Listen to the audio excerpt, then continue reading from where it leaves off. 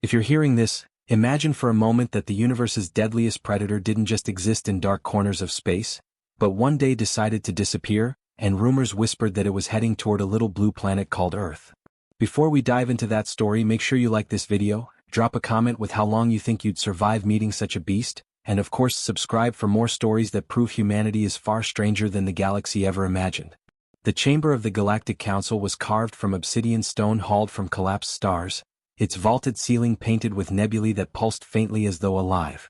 Elders of a dozen species ringed the circular hall, their translucent skin, plated shells, and coiling tendrils reflecting the light of galaxies.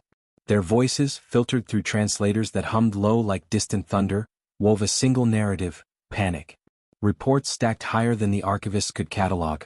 Fleets decimated, colonies abandoned, entire patrols reduced to silence in the void. And at the center of every fragmented transmission was the same name, uttered with terror: the Apex. The creature was not a rumor, not a legend born of frightened miners. It was real.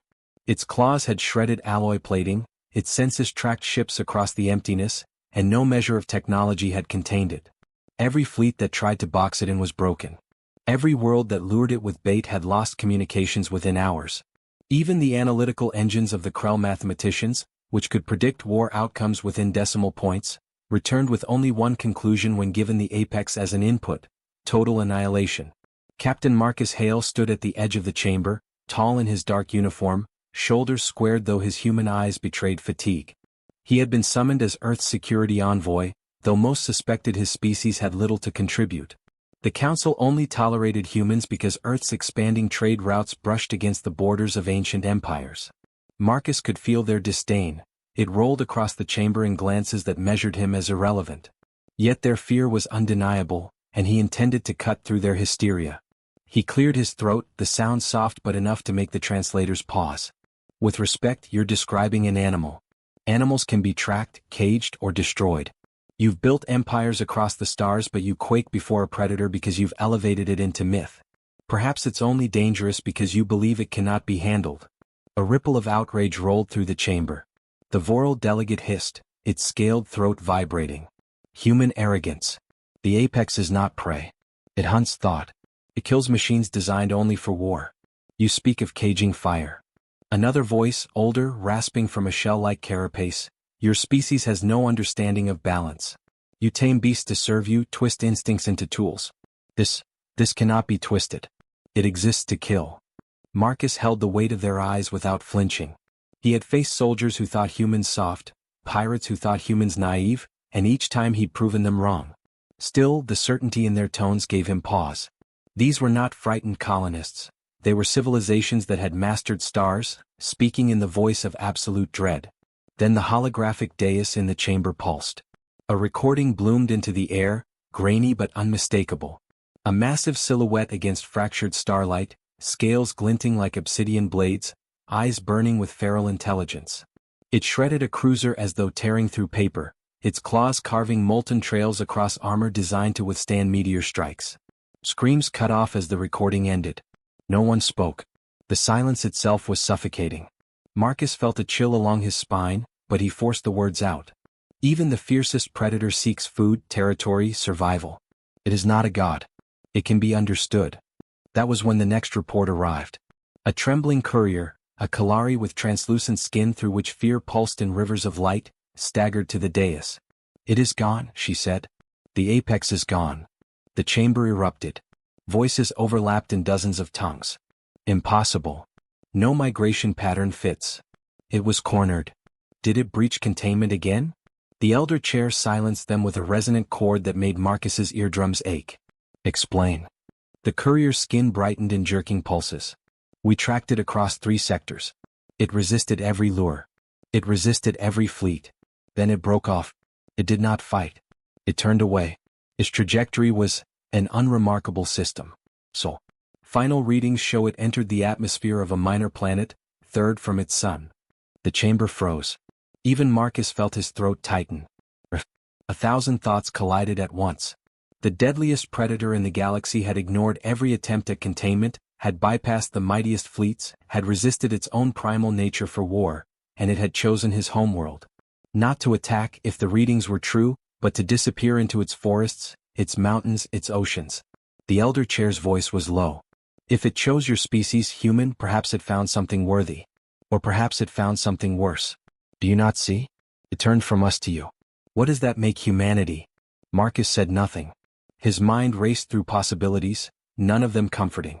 Earth was vulnerable, a world of scattered defenses, unprepared for interstellar predators.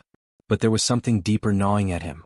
If the apex was everything they claimed, beyond their weapons, beyond their traps, why would it choose Earth? And why did he feel, beneath the fear, a pulse of inevitability, as though this was less a chance encounter and more a decision? He thought of his younger brother Daniel, who still lived in the shadowed valleys of the Appalachians, a biologist who spoke of ecosystems as if they were poetry. If the predator had landed there, Daniel would see it not as a monster, but as part of a story bigger than humanity's fears. That terrified Marcus more than any recording. The chamber continued to roar with speculation, but Marcus kept his gaze on the fading hologram. The image of that silhouette burned into him, the way it turned its head, almost deliberate, almost curious, before vanishing into the void. Not an escape. A choice. When the council adjourned, their verdict was fractured.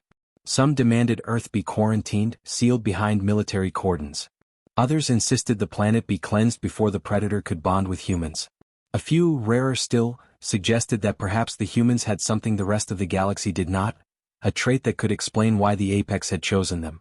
As Marcus left the chamber, the final question hung over him like a storm cloud. If the apex had chosen to live among humans, then the galaxy's nightmare had only just begun. And he, whether he wished it or not, would be the one to meet it first.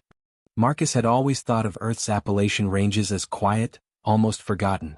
The peaks were old, worn down to their bones, the forests heavy with moss and shadow. After weeks in the council chamber, where every word echoed like judgment, the air here felt different, thicker, scented with pine and rain-soaked stone. But the quiet was deceptive. He hadn't returned for peace. He had come because the deadliest predator in the galaxy might be hiding somewhere among these ridges. His younger brother Daniel met him at the station, wearing the same weathered jacket he had worn since college, his beard untamed, his eyes bright with curiosity rather than fear. Where Marcus carried the burden of duty, Daniel carried wonder, as though every tree deserved a story. He clapped Marcus on the shoulder and smiled. So the council finally remembered Earth exists? Took a monster to get their attention. Marcus didn't smile back. He could still hear the council's warnings, the way their voices cracked when they said the apex's name. This isn't a joke. If their reports are accurate, it's here. That thing has outmaneuvered fleets. It's not some escaped bear we can trap. Daniel's grin faltered but never disappeared entirely. Then it came here for a reason. Animals don't choose randomly. Maybe we'll learn what that reason is. The Hale family cabin stood at the edge of a valley where streams threaded like silver veins. Their grandfather had built it, and Daniel had restored it into something livable but still raw, wood creaking with age. Marcus looked around and noticed details he had forgotten. The old rifle rack, unused but polished, the shelves of Daniel's journals filled with sketches of tracks and birds. Daniel had lived here for years, documenting wildlife migrations. He knew this land as intimately as Marcus knew the council's battle maps. That first evening, Daniel spread papers across the kitchen table. Drawings of enormous tracks, photographs of claw marks gouged into bark, audio files capturing eerie silences where songbirds should have been. This isn't local. Whatever it is, it avoids roads, avoids towns, but leaves behind voids. Entire sections of forest gone quiet. Marcus studied the images. The prints were wrong. Too broad, too symmetrical for any bear.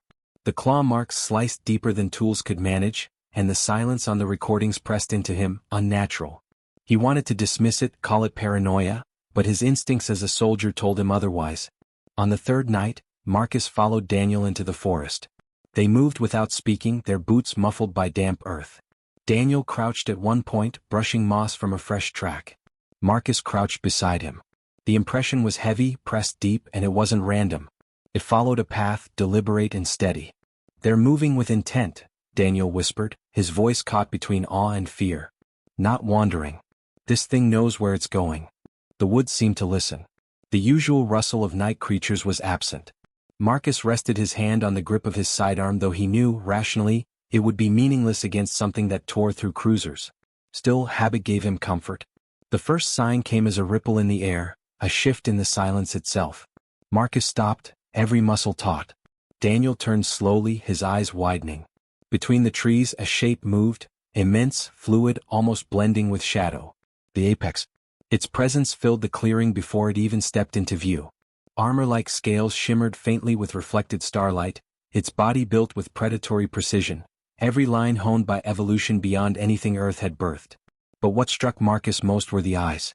They were not wild in the way he expected.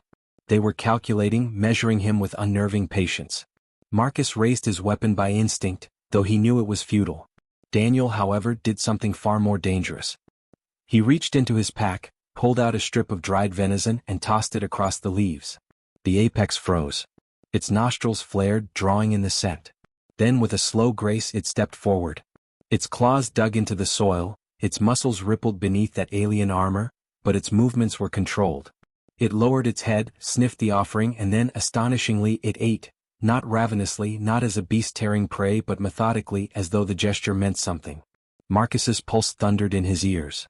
"Daniel, what are you doing?" Daniel didn't look away. His voice was low, steady. "It's testing us. If it wanted to kill us, we'd already be dead." The predator's gaze shifted between them. Marcus felt pinned beneath it, every instinct telling him to run, to fire, to do anything but stand there. Yet it didn't attack. Instead, it circled, brushing against tree trunks with a sound like steel scraping bark, then returned to the spot where Daniel crouched. Daniel, reckless in his calm, extended a hand. Marcus almost shouted, but the apex leaned forward, sniffing again. Then, impossibly, it pressed its armored head into Daniel's palm, a gesture almost canine, though every muscle in Marcus's body screamed that this was no pet. The forest held its breath. Time stretched thin, fragile. The apex, destroyer of fleets, knelt in quiet acceptance at his brother's side. When the creature finally moved, it did not vanish into the trees. It walked a slow circle around them, settled near the cabin's edge and lay down, its massive form blending with the dark. It curled its body like a sentinel, eyes glowing faintly. Daniel exhaled shakily, his hand trembling but his smile fierce. "It chose us." Marcus couldn't answer. The words rang like a prophecy, heavy and terrifying. This wasn't an accident. This wasn't a stray beast. The galaxy's nightmare had walked through fire and fleets, had crossed stars, and it had chosen to rest in their valley. Back inside the cabin, Marcus sat at the window long after Daniel fell asleep, staring at the silhouette outside. The apex's eyes reflected starlight, unblinking, watchful. It had curled against their home as though it belonged there. The council would see this as catastrophe, proof of their darkest fears. To Marcus it was worse. Because he realized the council had been wrong. The apex was not merely unstoppable. It was intelligent enough to decide where it lived, whom it trusted. And now it trusted them. Morning broke and still the predator lay at their door. A sentinel, a shadow, a paradox. Marcus felt a chill that no sun could burn away. Whatever came next, Earth was no longer hidden. The galaxy would come looking, and when they did, they would see exactly what he now saw with his own eyes. The deadliest predator in existence had chosen humanity as its companions. And that choice would change everything. The first reports reached the Galactic Council in fragments, shaky images transmitted from hidden drones. At first, the elders dismissed them as distortions, tricks of faulty optics. But then the frames were stabilized, the data confirmed.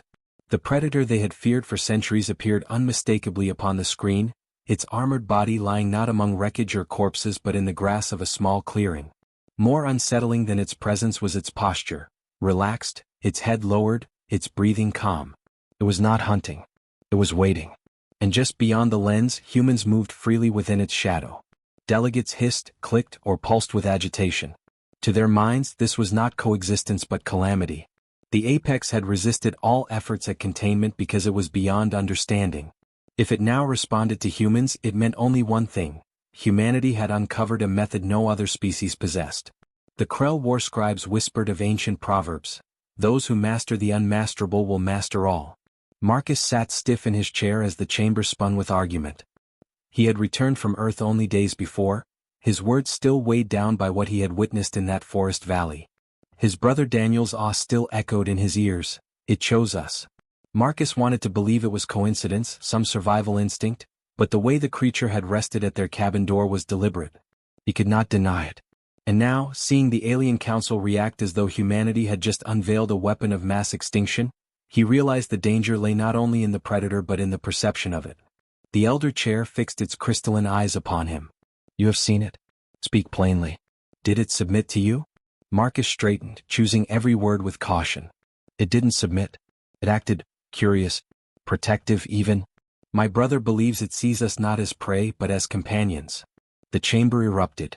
The word companions rattled through a dozen translations, taking on tones of blasphemy.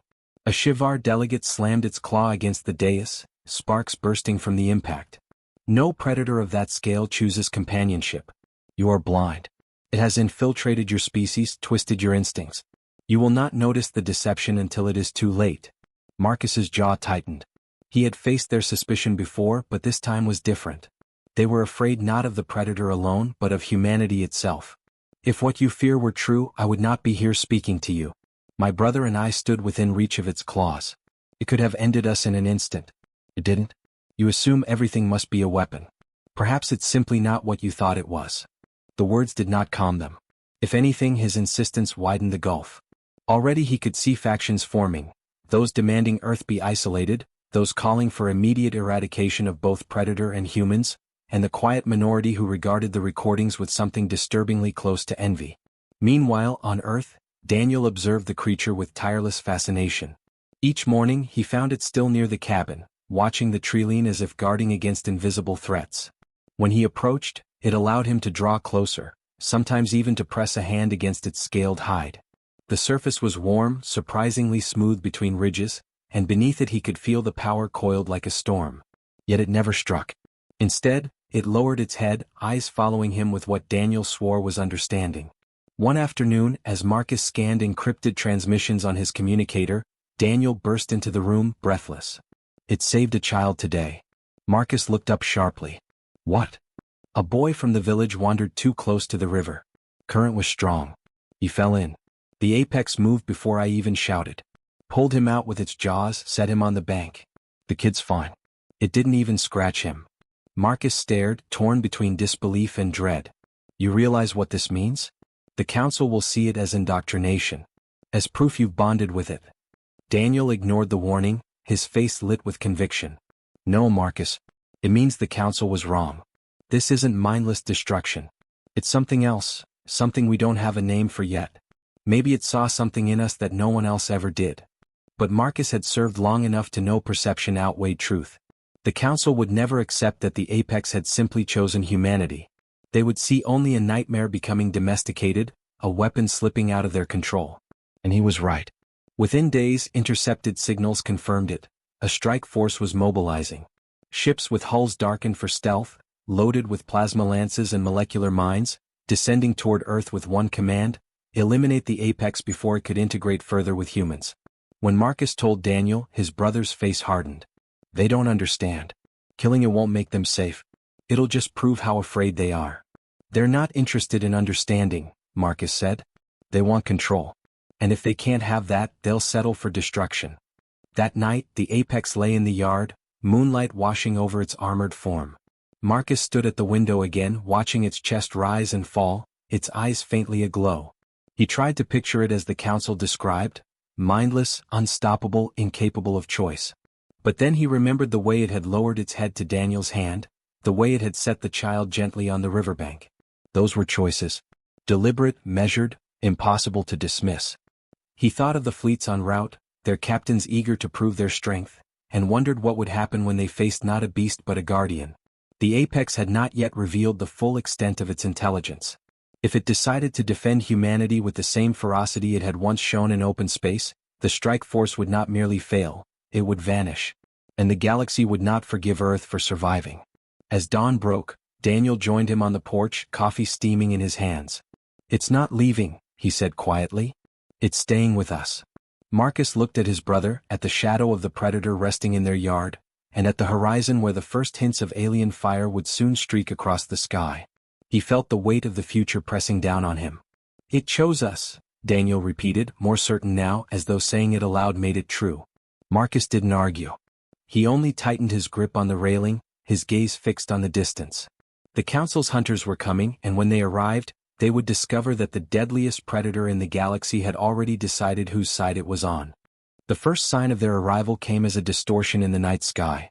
Marcus had been outside, scanning the ridgeline, when the stars above him wavered like reflections in water. He knew the look of cloaked ships, knew the telltale shimmer of their descent. The Council had not wasted time. A strike force was already here, slipping silently into Earth's atmosphere, preparing to hunt the apex as though they were stalking a beast in a preserve. Inside the cabin, Daniel sensed it too. He had been writing notes, sketching the curve of the apex's claw with the devotion of a scientist, but he paused mid-line, pen hovering above paper. "They're here, aren't they?" Marcus didn't answer right away. He looked to the yard, where the apex lay curled in shadow, its eyes faintly luminous. Even before he spoke, the creature stirred. Its head lifted, nostrils flaring, body tensing with a readiness no human could match. "No. They'll come for it," Marcus said at last. "And they won't hesitate to burn everything in their path to make sure the job's done." Daniel shut his journal. "Then we don't let them." The apex rose, its massive frame unfurling with a sound like stone grinding against stone. Its muscles rippled beneath its armor as it moved to the edge of the clearing, scanning the treeline as though preparing to intercept whatever was coming. Marcus had seen disciplined soldiers, seen war beasts bred by alien empires, but nothing like this. The apex was not panicking. It was positioning itself, choosing angles, preparing for a battle it understood before a single shot was fired. When the first hunter squad emerged from the forest, their armor absorbed the moonlight, making them appear as shadows within shadows. Plasma rifles hummed faintly as they raised them in unison, spreading in a crescent around the cabin. Marcus recognized the formation, classic containment sweep. They meant to pin the apex, overwhelm it with fire, and finish it before it could retaliate. The apex moved first. A blur of muscle and scale, it launched into the flank of the squad, claws tearing through reinforced plating as though it were brittle wood. Sparks cascaded into the night as the soldiers shouted, their rifles igniting in bursts of violet fire. Daniel screamed Marcus's name, but Marcus was already moving, dragging him toward cover behind the porch rail. "Stay low." Marcus barked, pulling his sidearm though he knew it was a child's toy against what the Council had deployed. Still, old instincts compelled him to fight. He fired at the nearest soldier, not to kill but to distract. The apex seized the moment, slamming another attacker into the ground with a sickening crunch. But it wasn't wild. That was what struck Marcus hardest. The predator fought with precision, targeting the greatest threats, shielding the cabin from the majority of the plasma fire. Once, when a blast streaked toward Marcus, the apex swung its body into the path, its armor sparking as it absorbed the impact. It snarled, but its eyes never left the hunters. It was defending them, defending Daniel, defending him.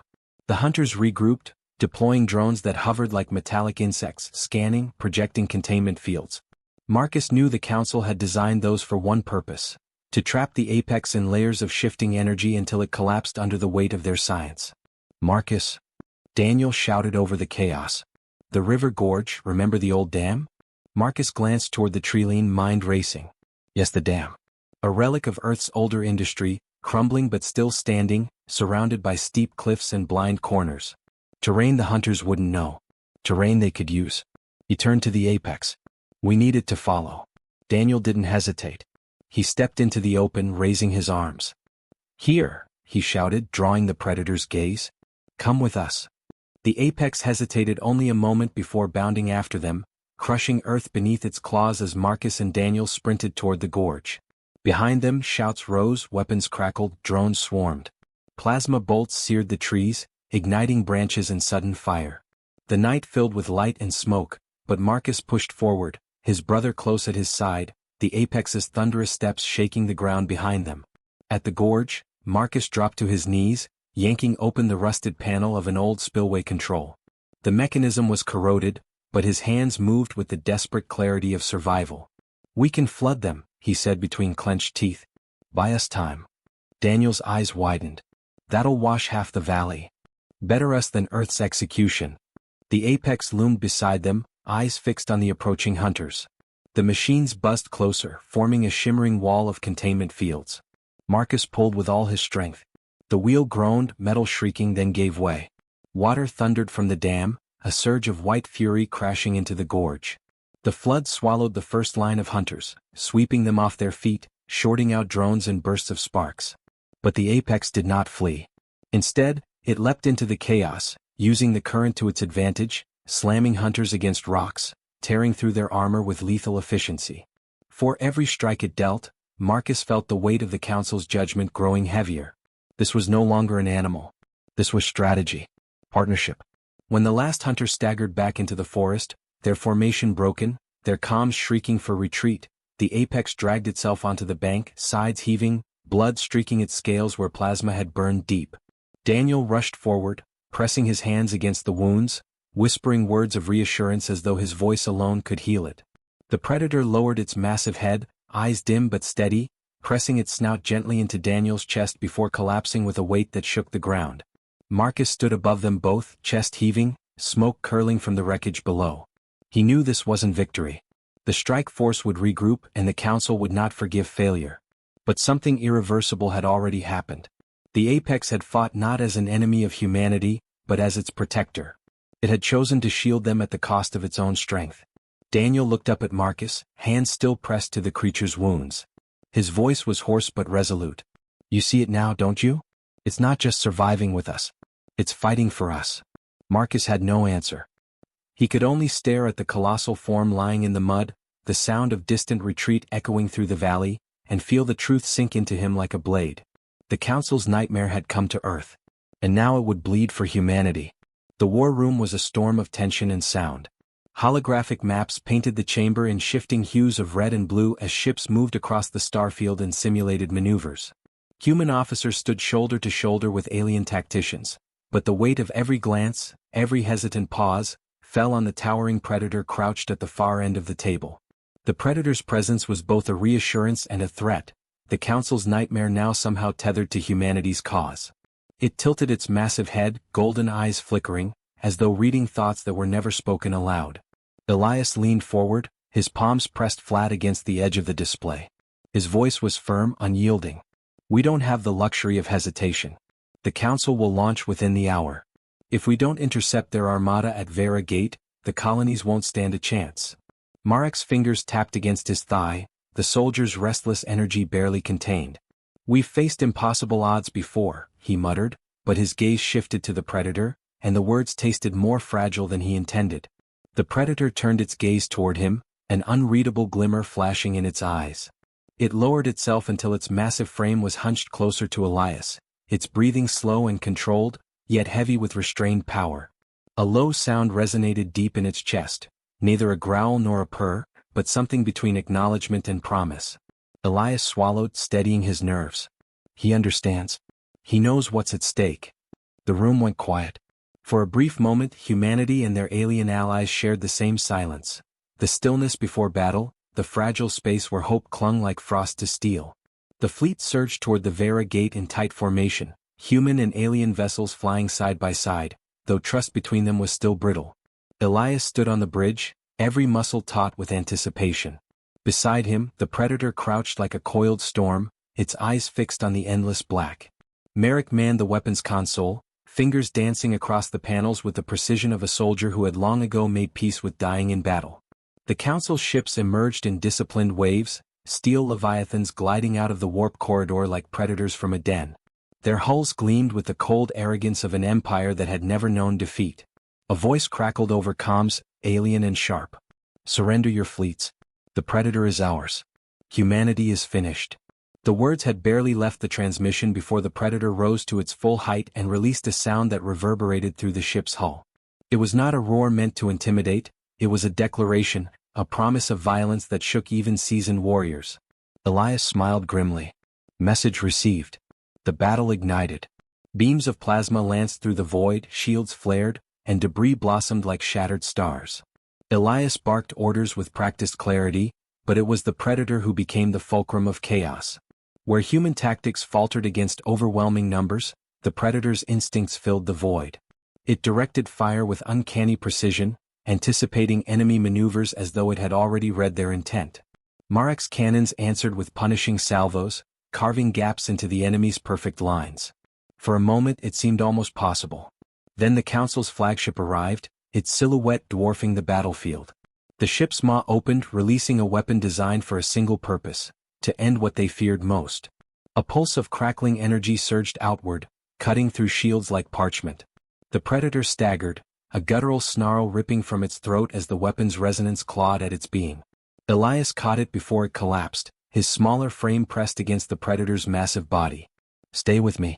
You don't fight for them anymore. You fight for us. For me."